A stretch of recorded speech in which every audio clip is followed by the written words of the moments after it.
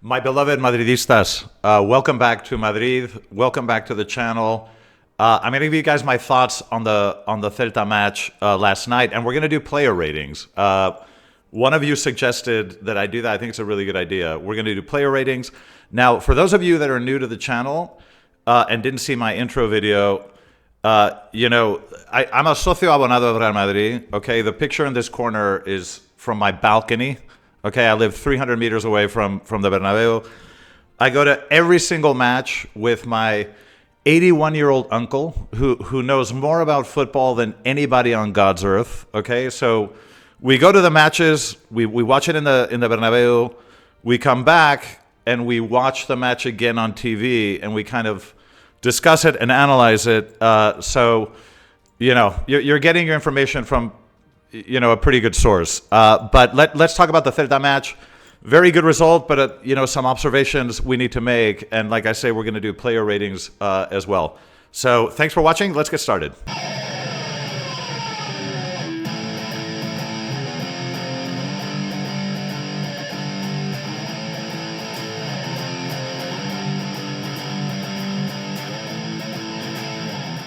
All right, welcome back. My beloved Madridistas everywhere in the world. All right, let's go through the match yesterday. Let's kind of go player by player and do some ratings, and then I'll leave you with a couple of thoughts at the end.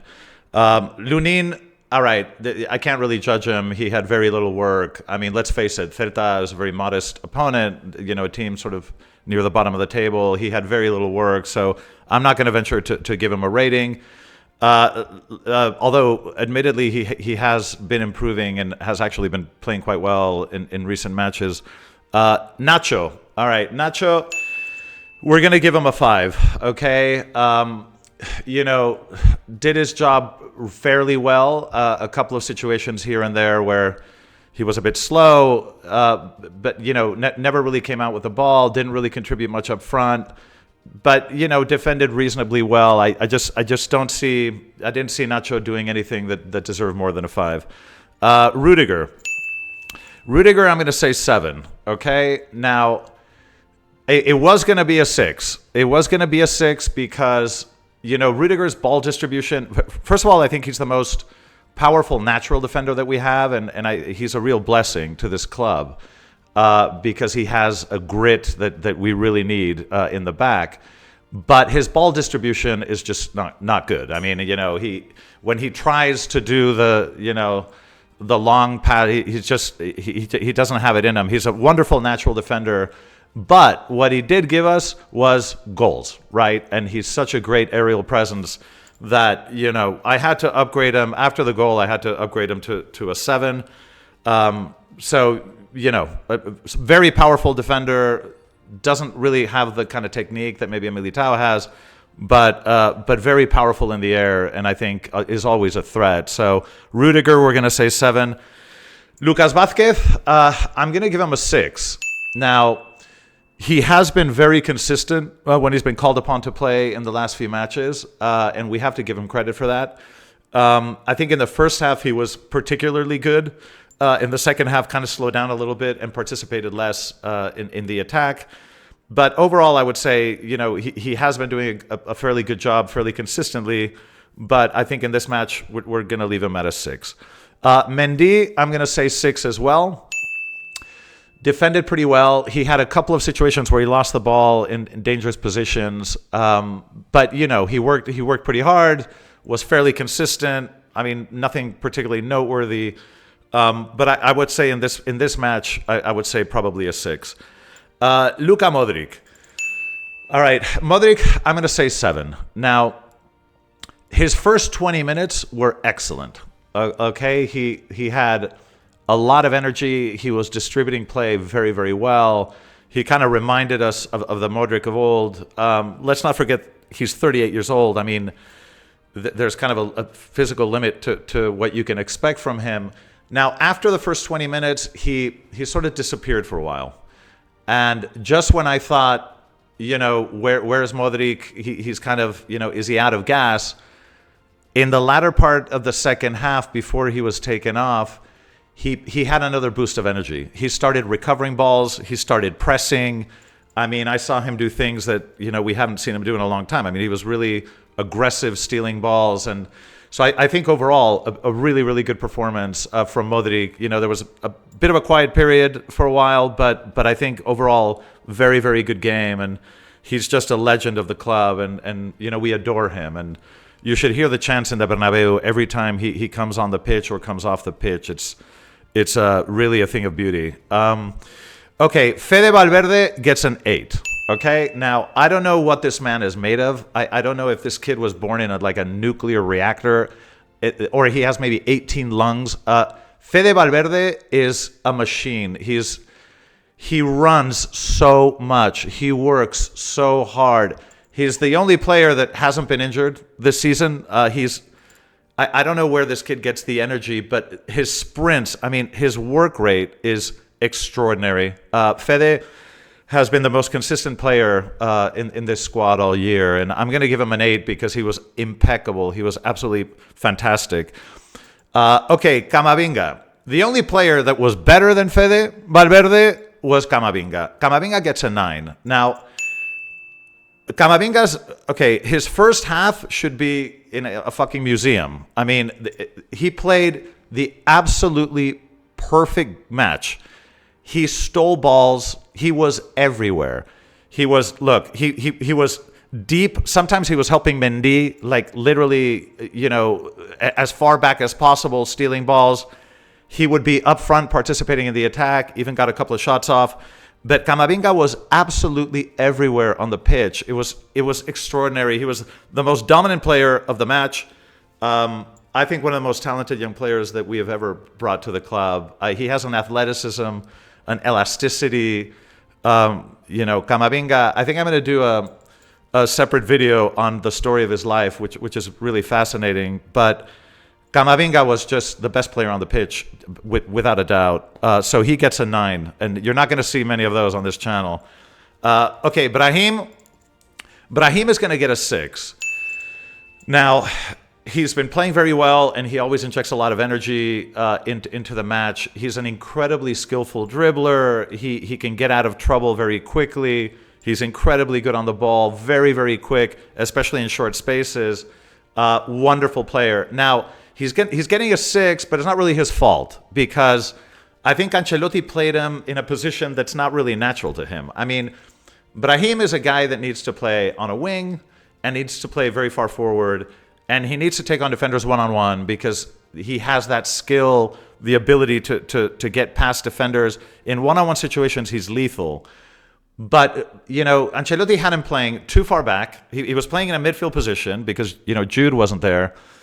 And he was playing in positions where he was very cluttered, surrounded by a lot of players, and you couldn't really get the best out of him. So, look, he showed a lot of details, a lot of little moments where you can see that he is technically very gifted, and a couple of wonderful runs. But I just think he was in the wrong position, and I don't think I don't think he was playing in a position where we get the most out of him. But Brahim's going to get a 6. Okay, Bini. This is interesting. Bini, I'm going to give a 6. Now, of course, there's the goal. And Bini always tries. He always, the beauty of Vini is that he has so much energy and he's always forward-facing and he just tries over and over and over. He drives defenders crazy because he just doesn't stop. And he's wonderfully gifted technically. One thing, I'm going to give him a 6 because, he did lose a lot of balls and there were a couple of decisions sort of in the final third that I think should have gone a different way. But what I did find interesting, and this relates to Mbappe, he was switching over to the right a lot. I haven't seen Vini in the last few matches has been much more sort of exploratory on the pitch. And I think Ancelotti has told him, you need to learn to play away from the left, a bit more in the middle, and even switch over to the right from time to time. And last night, I saw him come to the right more than I've ever seen. I think there were 3 or 4 occasions where he came all the way over to the right and he was playing on the right wing. And I think this is an indication that, Mbappe is coming, and when Mbappe comes, he's going to be able to play on the left and the middle, but he's going to have to learn to switch with Vini, and Vini has to learn to switch with Kylian. So I thought it was very interesting, but I'm going to give Vini a 6. Now, Rodrygo is going to get a 4. Okay, now, this might upset some of you, but I'm not trying to be cruel. Rodrygo's a wonderful player, and he's done wonderful things for us. What he did a couple of years ago in the Champions League was, just, statue worthy.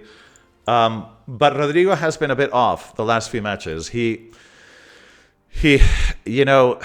very quick. He dribbles very well at high speed.